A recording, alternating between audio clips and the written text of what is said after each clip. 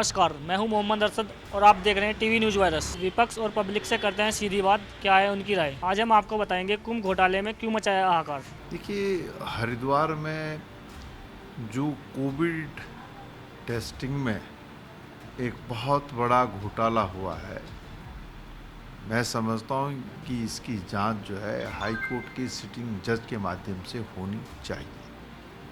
और इस टेस्टिंग घोटाले में पूर्व मुख्यमंत्री और वर्तमान मुख्यमंत्री आमने सामने है, और जिस तरीके से घोटाला हुआ है और जिन एजेंसीज को जो है टेस्टिंग का दायित्व सौंपा गया, सरकार का और अधिकारियों का दायित्व बनता था कि वो रेगुलर उसकी मॉनिटरिंग करते, इस बात को देखते कि कहीं ऐसा तो नहीं कि जो एजेंसीज टेस्टिंग के लिए रखी गई है वो अपनी क्षमता से ज़्यादा टेस्टिंग तो नहीं कर रही। लेकिन सरकार और अधिकारियों ने इस ओर कोई ध्यान नहीं दिया, जिसकी वजह से हरिद्वार महाकुंभ में जो टेस्टिंग घोटाला हुआ है, पूरे देश के अंदर कोरोना फैला।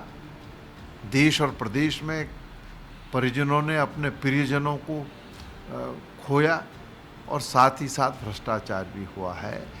और इन तमाम चीज़ों के लिए जो है उत्तराखंड सरकार दोषी है। और मेरा तो ये मानना है कि ये हत्यारी सरकार है और इस हत्यारी सरकार पर 302 के तहत मुकदमा दायर होना चाहिए। देखिए, जो मित्रवत व्यवहार इस समय सरकार का और इन लैब जिसको ये ठेका दिया गया था कि आप टेस्ट कीजिए, जो प्रेमपूर्ण व्यवहार इस समय देखने को मिल रहा है, वो उत्तराखंड के लिए कितना चिंतनीय विषय है, शायद सरकार को इतनी समझ नहीं है।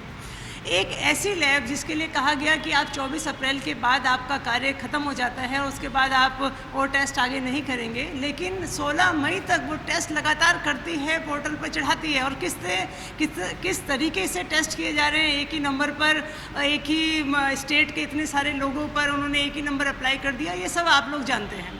आम आदमी पार्टी जो घोटाला यहाँ पर हुआ है, देखिए साफ इसमें घोटाले की बू आती है कि इन टेस्टों का पैसा उस पर्टिकुलर लैब को दिया गया और कहीं ना कहीं ये पैसे की बंदरबाट हुई है, जिसमें कि बीजेपी के नेता भी शामिल हैं। आम आदमी पार्टी डिमांड करती है कि इस पूरे मामले का ऑडिट कराया जाए, टेस्ट कितने टेस्ट हुए हैं, और उच्च स्तरीय जाँच CBI जाँच इस पूरे मामले की होनी चाहिए। मेरे कहने का मतलब ये है कि जो घोटाला हुआ है उसकी सरकार को जाँच करानी चाहिए, और जिसमें जो दोषी जो पाए जाए उसको कठोर से कठोर सज़ा मिलनी चाहिए। देखिए, जो भी जांच कराई जा रही है उसका हम भी समर्थन करें, और अगर उन्होंने कहा है त्रिवेंद्र सिंह रावत जी ने कि इसकी जांच होनी चाहिए, तो उसका भी हम समर्थन करते हैं। और ये स्वागत योग्य है कि उनका कहना कि जाँच होनी चाहिए, ये स्वागत योग्य है कि ताकि दूर का दूर और पानी का पानी पता लगे। मेरा कहना यह है, अगर कोई घोटाला है तो उसकी जाँच निष्पक्ष होनी चाहिए।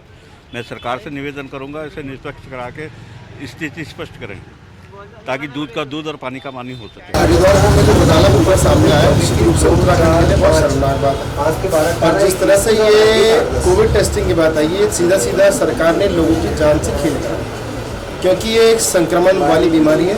उसके बाद जैसे घोटाले सामने आए कि ना तो उस कंपनी का कुछ अता पता है, और एक किट से 700 टेस्टिंग हो गई है। उसके बाद ये नहीं पता कि जो आदमी आपने भेजा है वो फर्जी है या असली है, बिना जांच के। इतनी 50 लाख की आप बता रहे हैं कि लोग वहाँ मौजूद थे, तो इसलिए निश्चित रूप से जो है पूर्व मुख्यमंत्री कोरोना फैलाने के लिए जिम्मेदार है। और इसीलिए सब लोग हर कोई ये मांग कर रहा है कि एक हाई कोर्ट के सिटिंग जज की कमेटी में ये जांच रखी जाए।